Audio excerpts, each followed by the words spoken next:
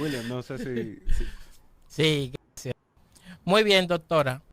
Usted también y lo pudimos ver en su perfil, que usted trabaja el tema penitenciario y el tema de la reinserción.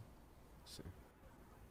¿Qué podríamos resaltar de este tema? Porque vemos que en muchos países tenemos personas que fueron condenados, pero muchos se mantienen en el estatus preventivo y luego adquieren su libertad porque existen diversos modos para adquirirlas.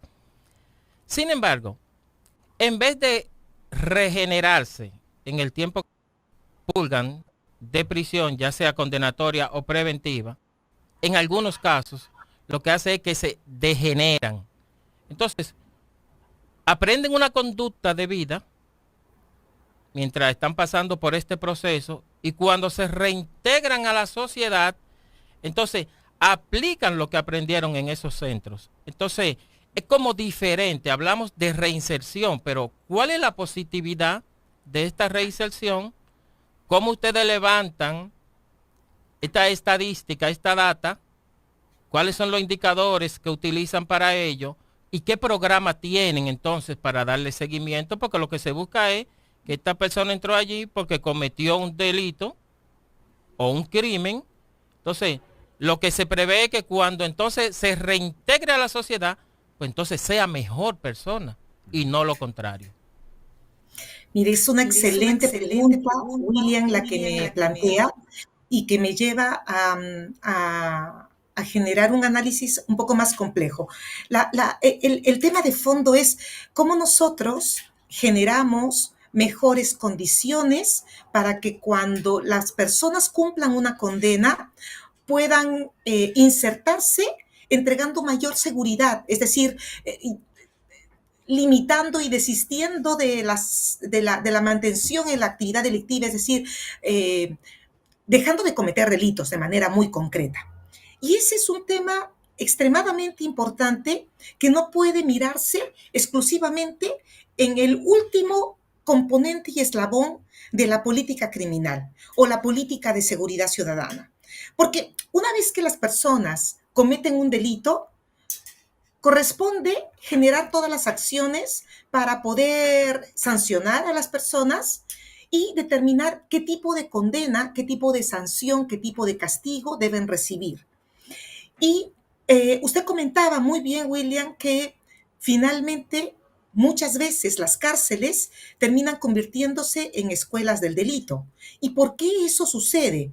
Entre otras cosas, sucede porque el número de personas que termina derivándose a las cárceles es mucho mayor que la capacidad que tiene el propio sistema de recibir personas. Entonces llega un minuto.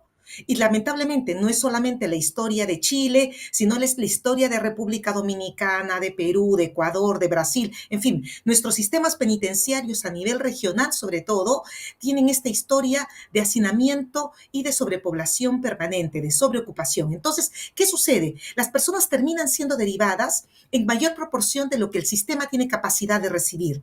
Y cuando eso sucede, no existe posibilidad de diferenciar y decir, usted se va a este sector de personas primerizas que no han cometido actividades delictivas muy prolíficamente, por lo tanto tienen poca experiencia delictiva, y usted se va, sí, con las personas que han cometido delitos importantes y tienen alto compromiso delictivo, sino que la proporción de personas es tan alta que terminan todos mezclándose, porque no hay espacios para habitación, no hay espacios para alimentación, menos a veces hay espacios para realizar alguna actividad que sea propiamente de reinserción. Entonces, ¿qué sucede a la larga? Las cárceles terminan convirtiéndose en espacios en donde usted muy bien lo planteaba, terminan siendo espacios de contagio, en donde alguien que tiene mucha experiencia delictiva termina generando o imponiendo sus reglas a las que tienen que someterse quienes tienen menos experiencia y aprenden a vivir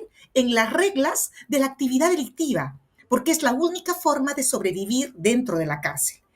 ¿Qué significa todo esto? Significa de que nosotros lo que tenemos que hacer de manera inteligente y eficiente al momento de decidir cómo definimos nuestras políticas públicas en esta materia es ver a quiénes podemos evitar la posibilidad de que lleguen al punto de condena carcelaria, es decir, a quienes se les puede dar otro tipo de sanciones que no sean el de la cárcel, porque sabemos que si entran a la cárcel, la posibilidad de contagio criminógeno es sumamente alto.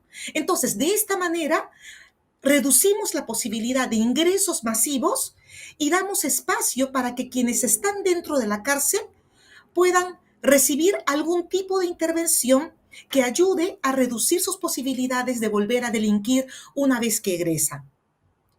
Y las formas que existen de poder generar este tipo de intervenciones son bastante diversas.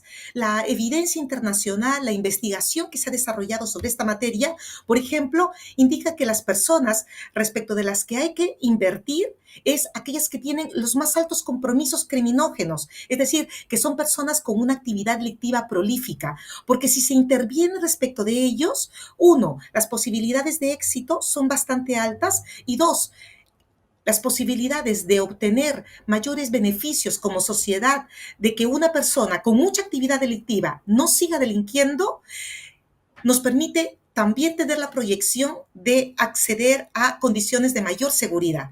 Entonces, mejores, menos violencia, menos delito. Entonces, en términos generales, para poder nosotros generar mejores programas de reinserción social, tenemos que tener al menos condiciones físicas, estructurales, de poder hacer algún tipo de intervención, pero en cárceles hacinadas, en donde no hay posibilidad de ejercer niveles básicos de clasificación y de segmentación de la población, diferenciando según los perfiles delictivos, es bastante difícil que podamos lograrlo.